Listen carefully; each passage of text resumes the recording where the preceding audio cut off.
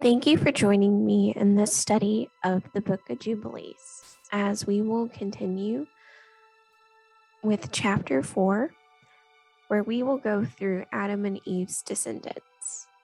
I hope the study provides you additional insights as we test all things to prove whether they are true, helping each of us uncover some of the answers to these questions that we have had while we've been studying the Bible.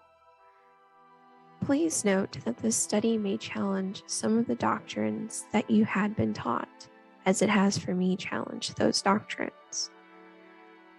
But we expect for us to be challenged as we search to understand the truth and prove all things. So we will start with verses 1 through the beginning of verse 7 of chapter 4. And in the 3rd week, in the 2nd Jubilee, she gave birth to Cain. And in the 4th, she gave birth to Abel. And in the 5th, she gave birth to her daughter Yahuah. And in the 1st year of the 3rd Jubilee, Cain slew Abel, because God accepted the sacrifice of Abel and did not accept the offering of Cain. He slew him in the field, and his blood cried from the ground to heaven, complaining because he had slain him. And the Lord reproved Cain because of Abel, because he had slain him, and had made him a fugitive on the earth because of the blood of his brother. And he cursed him upon the earth, and on this account it is written on the heavenly tables, "Cursed is he who smites his neighbor treacherously, and let all who have seen and heard say, so be it. And the man who has seen and not declared it, let him be accursed as the other. And for this reason we announce when we come before the Lord our God, all the sin which is committed in heaven and on earth, and in light and in darkness, and everywhere." So let's compare that to the account of Abel and Cain recorded in Genesis chapter 4, verses 1 through 12. And Adam knew Eve his wife, and she conceived and bare Cain, and said, "I have gotten a man from the Lord." And she bare again his brother Abel. And Abel was a keeper of sheep, but Cain was a tiller of the ground. And in process of time it came to pass that Cain brought of the fruit of the ground an offering unto the Lord. And Abel he also brought of the firstlings of his flock, and of the fat thereof. And the Lord had respect unto Abel and to his offering, but unto Cain and to his offering he had not respect. And Cain was very wroth with and his countenance fell. And the Lord said unto Cain, "Why art thou wroth? And why is thy countenance fallen? If thou doest well, thou shalt not be accepted. And if thou doest not well, sin lieth at the door, and unto thee shall be his desire, and thou shalt rule over him." And Cain talked with Abel his brother, and it came to pass, when they were in the field, that Cain rose up against Abel his brother, and slew him. And the Lord said unto Cain, "Where is Abel thy brother?" And he said, "I know not. Am I my brother's keeper?" And he said, "What hast thou done? The voice of thy brother's blood crieth unto me from the ground. And now art thou cursed from the earth, which hath opened her mouth to receive thy brother's blood from thy hand. When thou tillest the ground, it shall not henceforth yield unto thee her strength. A fugitive and a vagabond shall thou be in the earth." We can see from Jubilees and Genesis that there is consistency in regards to the accounts of Cain and Abel. Genesis reveals the details of the sacrifices, showing that Abel coveted his brother when God favored Abel's sacrifice. It should not be surprising that in God's 10 Commandments that he wrote with his finger, that we are not to covet anything of our neighbors, or to act treacherously towards them. Here's an example of one of the laws of the Ten Commandments, which tells us not to covet. In Exodus chapter 20, verse 17, "Thou shalt not covet thy neighbor's house. Thou shalt not covet thy neighbor's wife, nor his manservant, nor his maidservant, nor his ox, nor his ass, nor anything that is in thy neighbor's." And this is consistent to what is recorded in Deuteronomy chapter 5, verse 21. In fact, this is also recorded throughout the Bible. Another example is when God was angry with the children of Israel in Jerusalem because they were treating each other so treacherously that God actually called them out on it through one of his prophets. And this is not a unique situation, but it does sort of bring into this idea of coveting. So if you can turn to Micah chapter 2, verses 1 through 3. "Woe to them that devise iniquity and work evil upon their beds. When the morning is light, they practice it, because it is in the power of their hands. And they covet fields and take them by violence, and houses and take them away. So they oppress a man and his house, and even a man and his heritage. Therefore, thus says the Lord Yahuah, Behold, against this family do I devise an evil, for which ye shall not remove your necks, neither shall ye go haughtily, for this time is evil." Jude talks about such people as well, and this can be recorded if you go to verses 10 through 11.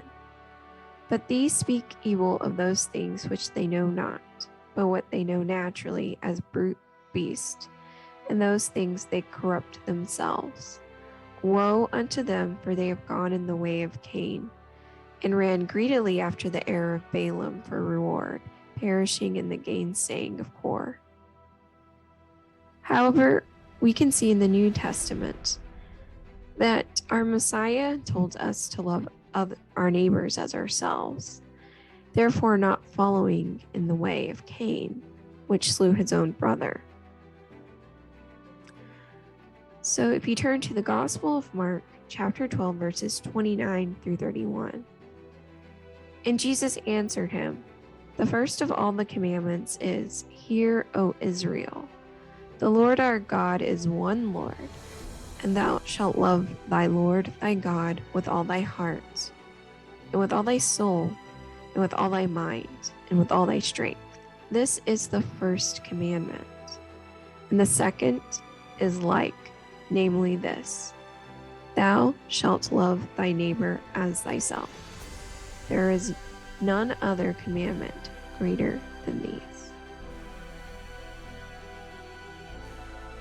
In Hebrews chapter 11, verse 4, "By faith Abel offered unto God a more excellent sacrifice than Cain, by which he obtained witness that he was righteous, God testifying of his gifts.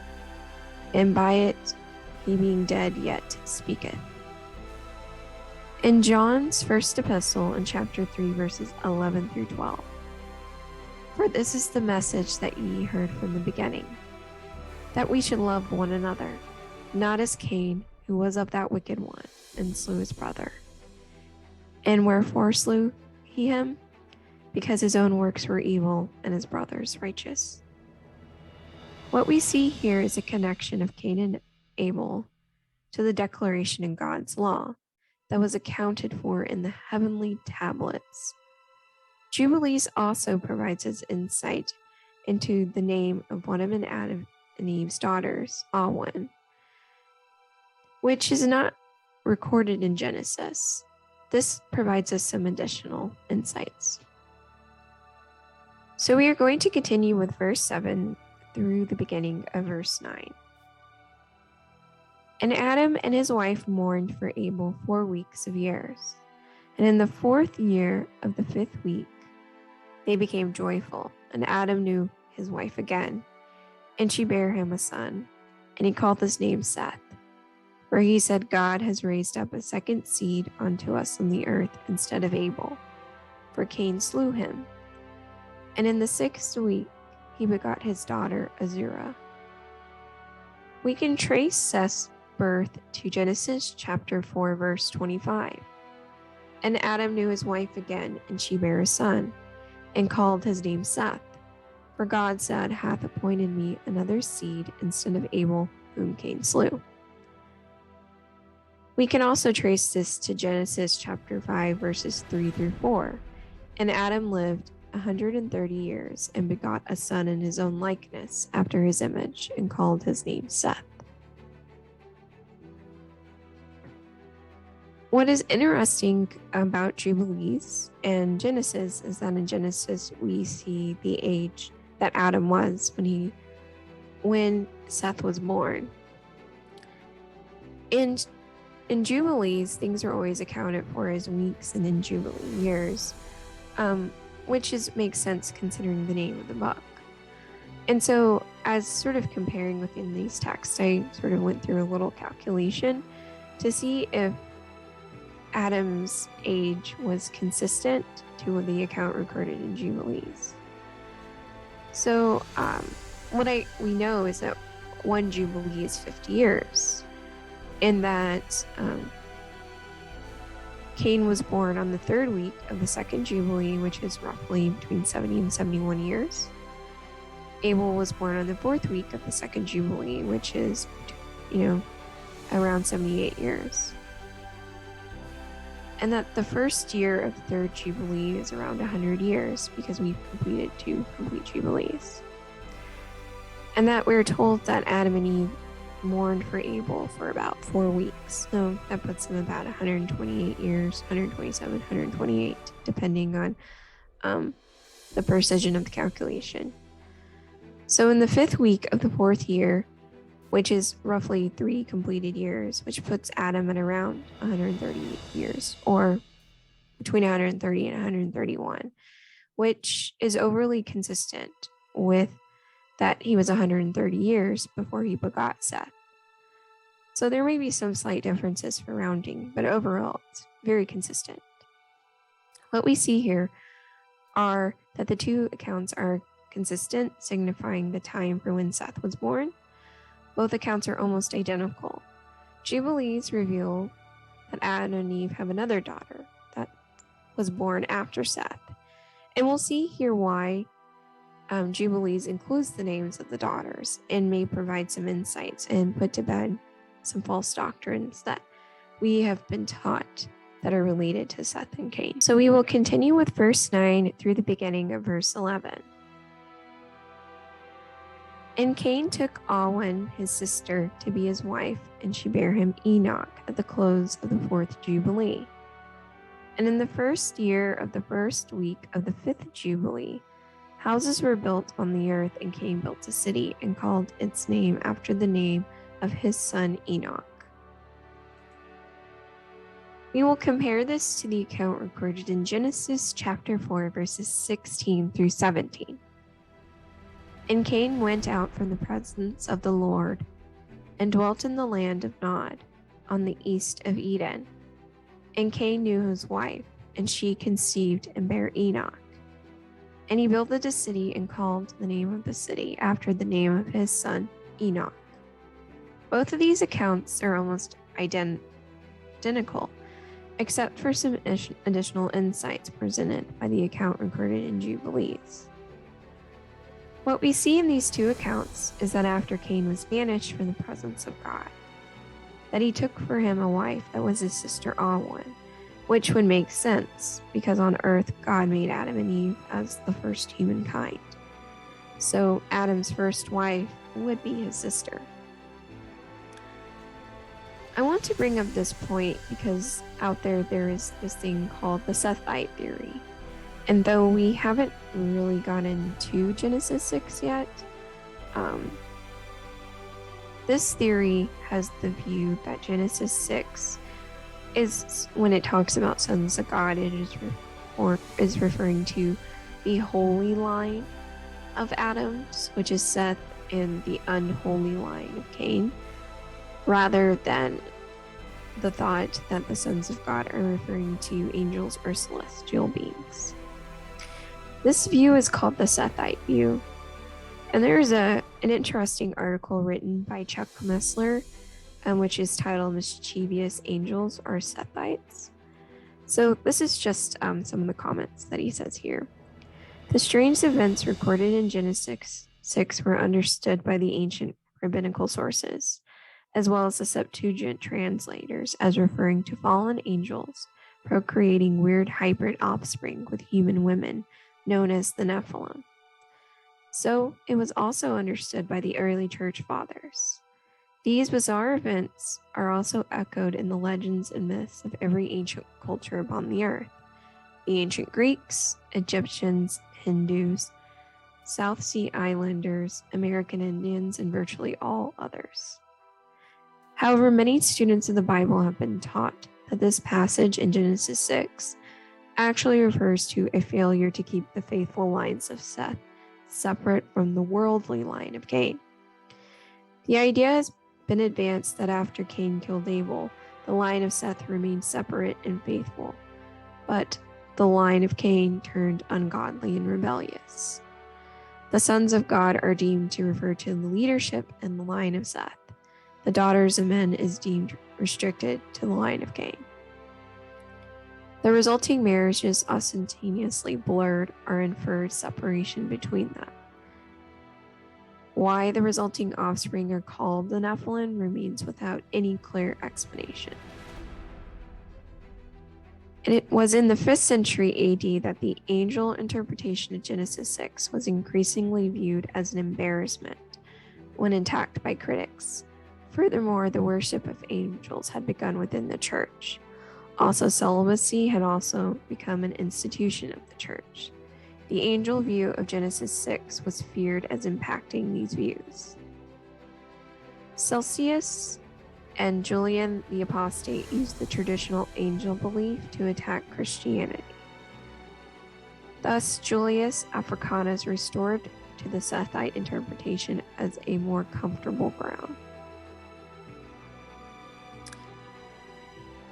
It is still widely taught today among many churches who find the literal angel view a bit disturbing.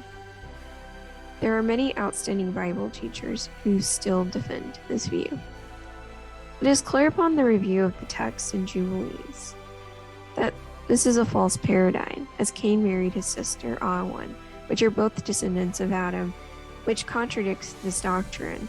Because if you studied within Genesis, at the root words, it will say that they are B'nai Adam, meaning children of Adam, whereas the text of Nephilim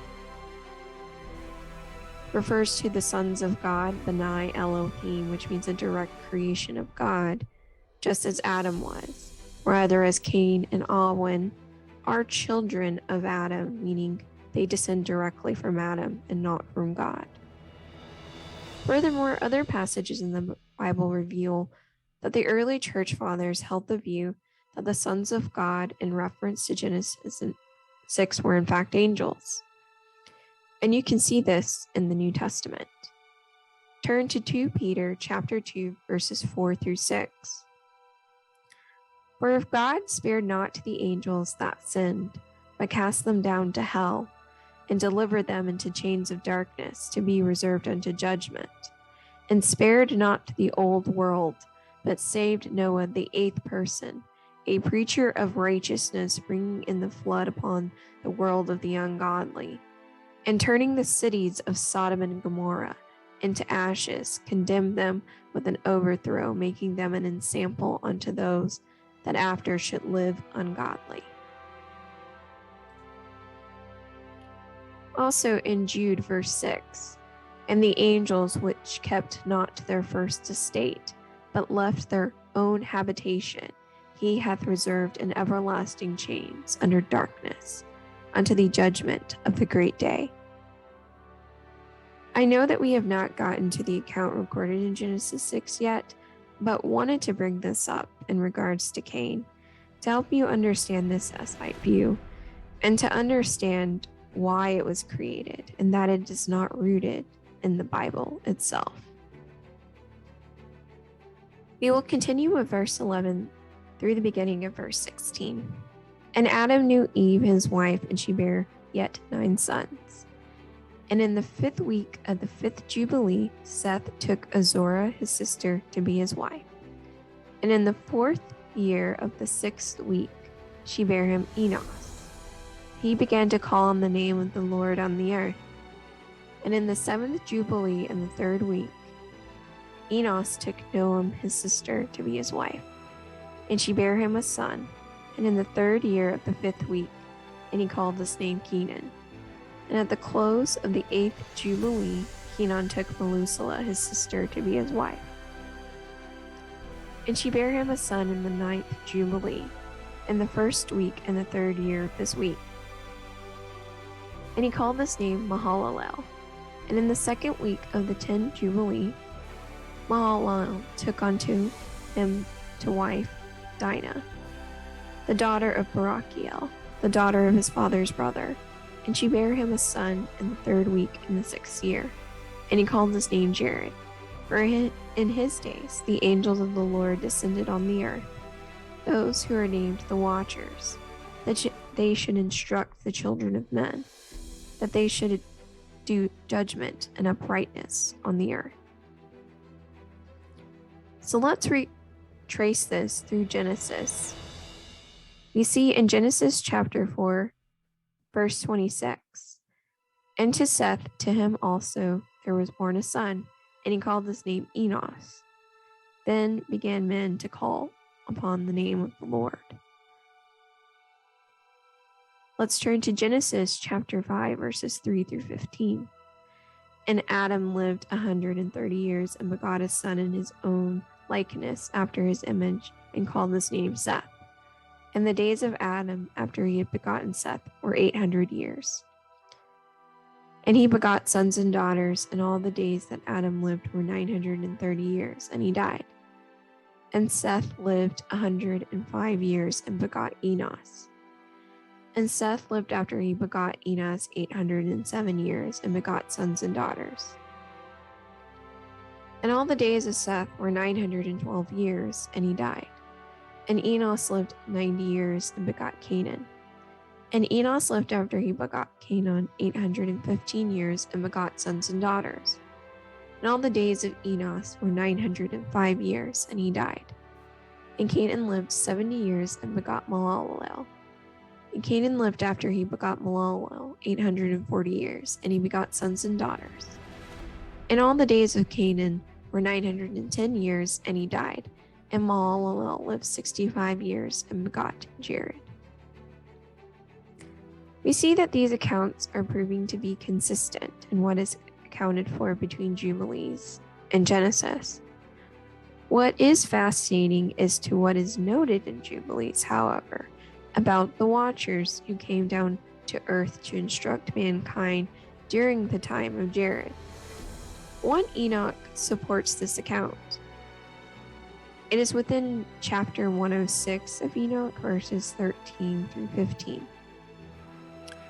And I, Enoch, answered and said to him, The Lord will do new things on earth, and this I have already seen in a vision, and made known to me.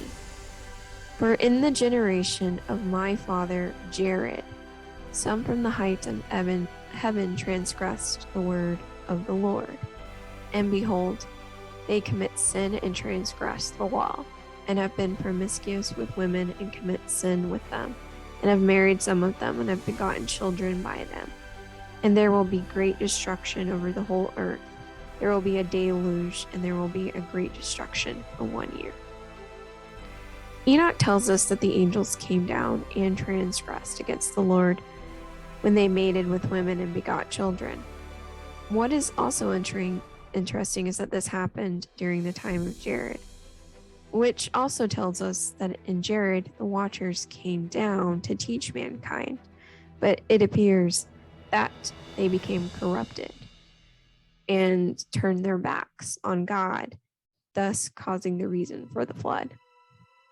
I do find this to be an interesting connection that the Bible doesn't contradict, but does show that there was a great sign that occurred prior to God judging the world with the flood. We will continue with verse 16 through the beginning of verse 27.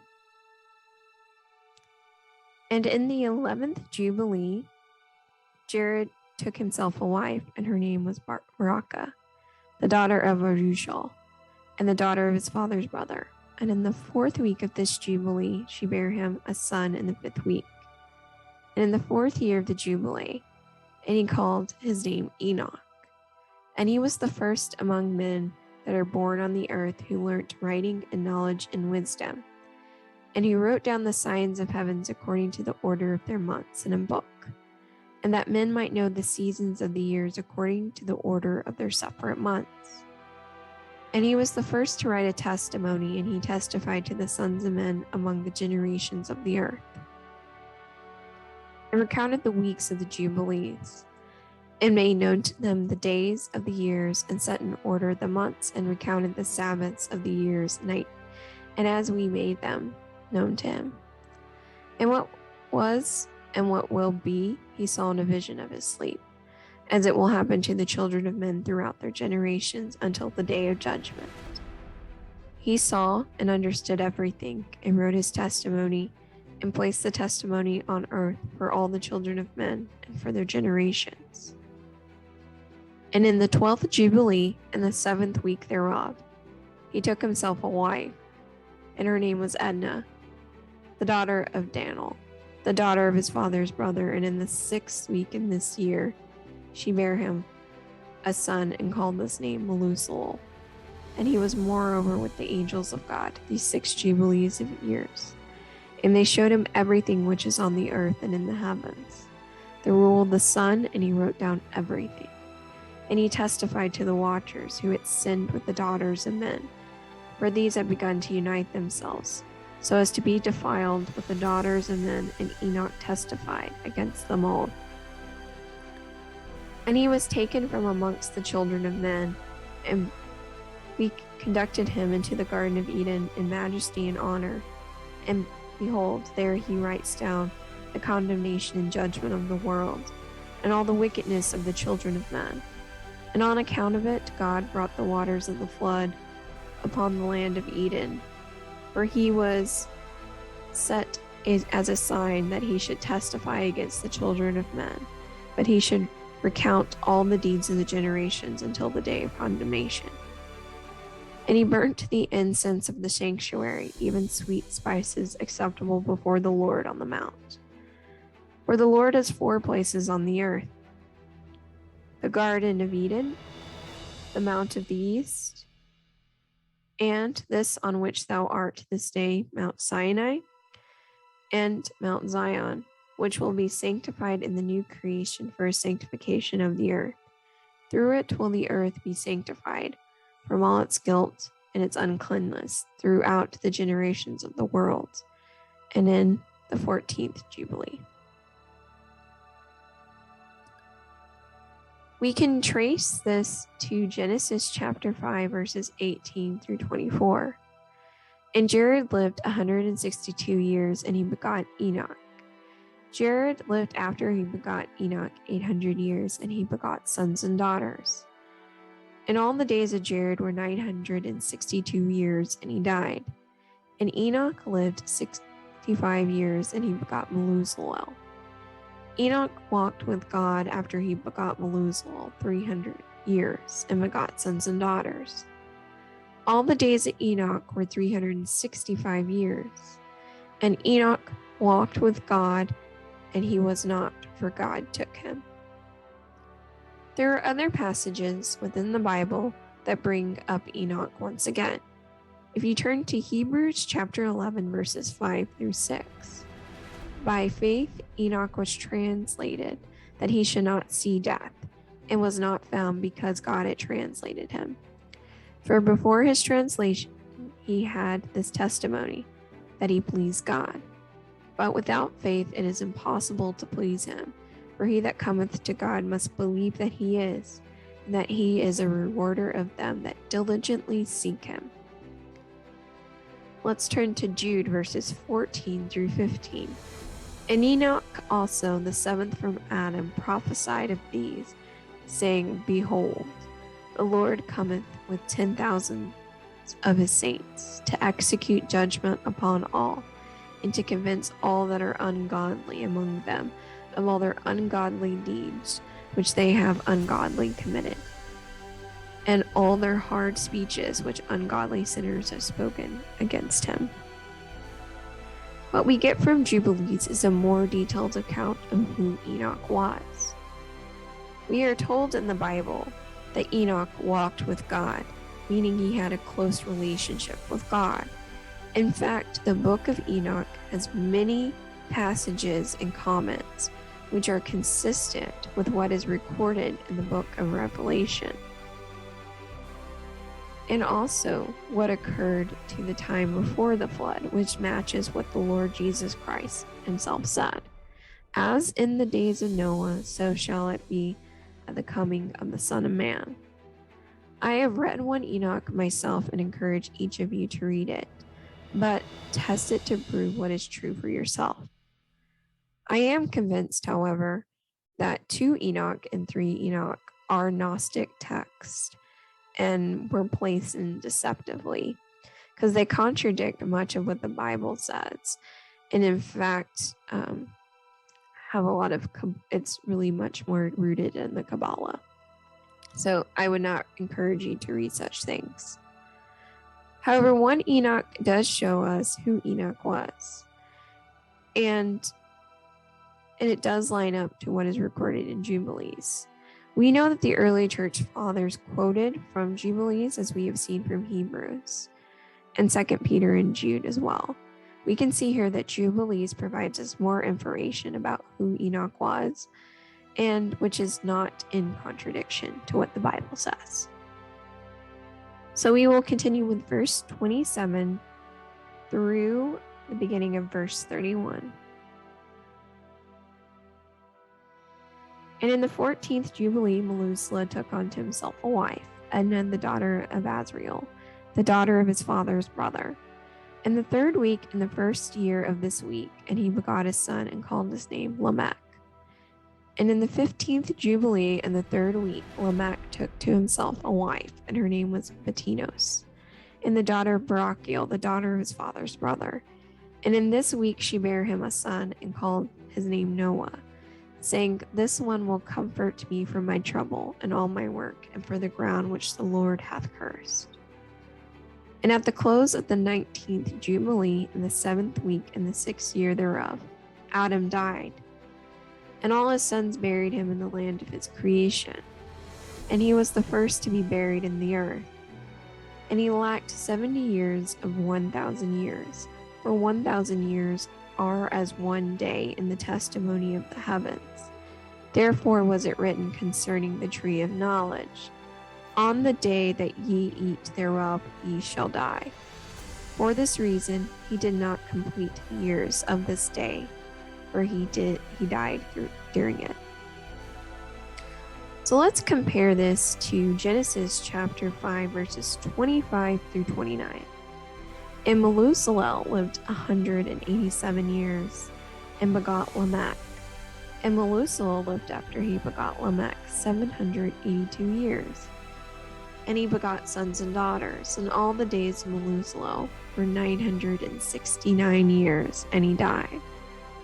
Lamech lived 182 years, and he begot a son. And he called this name Noah, saying, This same shall comfort us concerning our work and toil of our hands, because of the ground which the Lord has cursed. Now let's go to 2 Peter chapter 3, verse 8. But, beloved, be not ignorant of this one thing, that one day is with the Lord as 1,000 years, and 1,000 years as one day. Jubilees is consistent with the account recorded in Genesis. But what is also powerful is this last statement within Jubilees.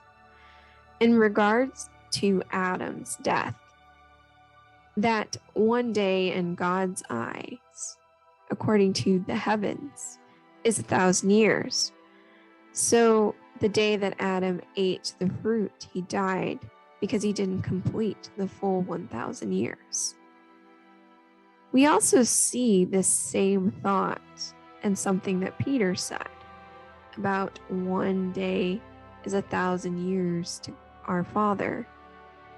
So I think that this provides additional insights to where Peter is getting that. So what this shows us is that the day of Adam and Eve's transgression resulting in them dying in that same day, according to the day in our Heavenly Father's account.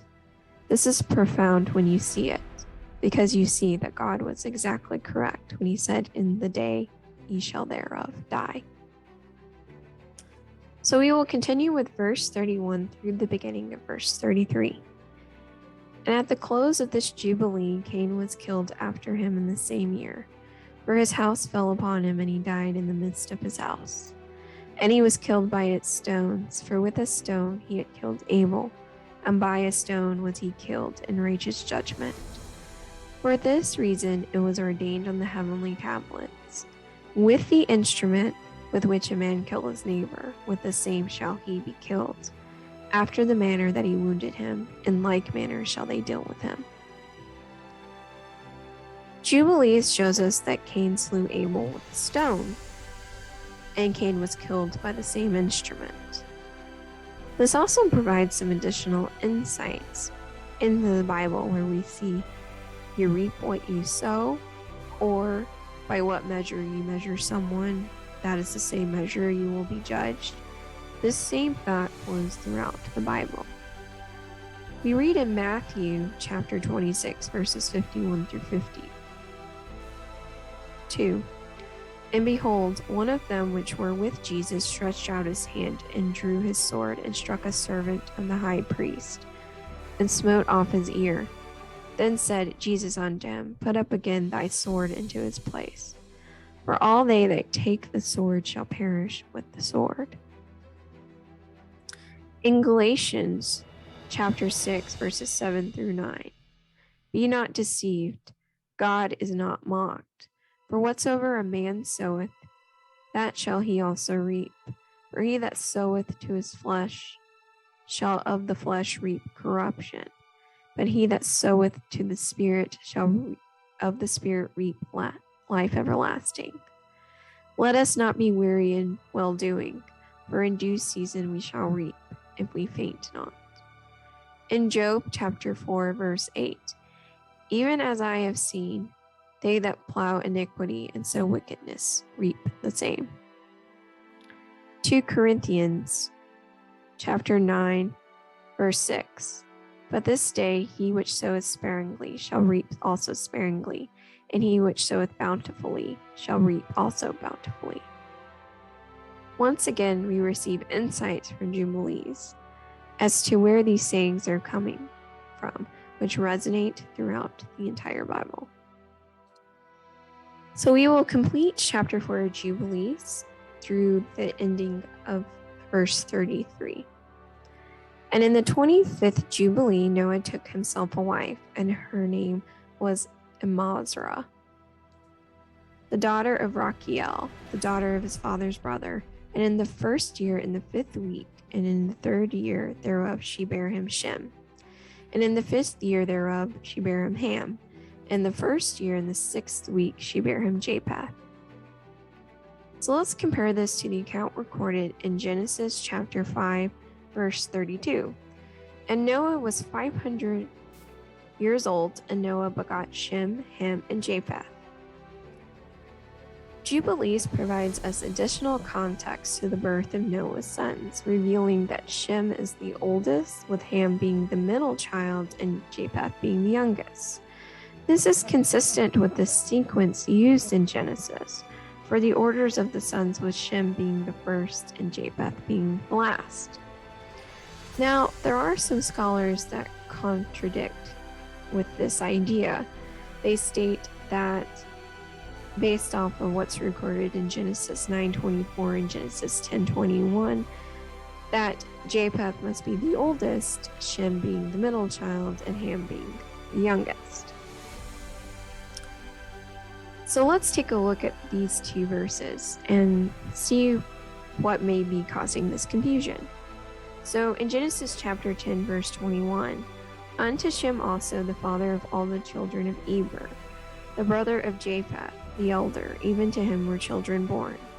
It says the children of Japheth, the elder, but upon reading this sentence, it shows that the pronoun used in this sentence is describing Shem. When reading it in context, it would say that Shem is the elder of Japheth. So let's take a look at 924. And Noah awoke from his wine, and he knew that his younger son had done unto him. We see here that it says younger son, not youngest son. See, Ham is one of the younger sons, but doesn't necessarily mean he's the youngest. I would say that Jubilees contradicts what these Bible scholars are saying. And in fact, the Bible, in a way, is consistent with what Jubilees is saying. I know that part of their argument that the scholars will use is that there have been times where God's promised one is listed first rather than the oldest, which is seen with Isaac, where Isaac, Abraham's son, is listed first, with Ishmael being listed after him. But Isaac was the child of promise. However, I feel more, based off of what I've just read and what I've seen, that I would lean towards Shem being the oldest, which goes with the custom, with the birthright given to the oldest, as we've read within the accounts of Jacob and Esau. However, that changes whenever God finds that the firstborn is unworthy because of their iniquity in their hearts. And also, to me, it doesn't make a lot of sense. If you were to say that Japheth is the oldest and Shem is the child of promise, with Ham being the youngest, then why does Japheth come last if he was the oldest? If Shem was the child of promise and the middle child, wouldn't his name come after? When Japheth's name come after Shem and then Ham? So to me, that doesn't make a lot of sense when you kind of think through some of the logic. But I will let you decide that for yourself. However, to me, this makes a lot of sense. So thank you for joining me in this study of the Book of Jubilees. I hope that this is insightful and provides additional insights as you continue your own study of the Bible. May our Heavenly Father YHWH and His dear Son Jesus Christ, Yahusha, bless you.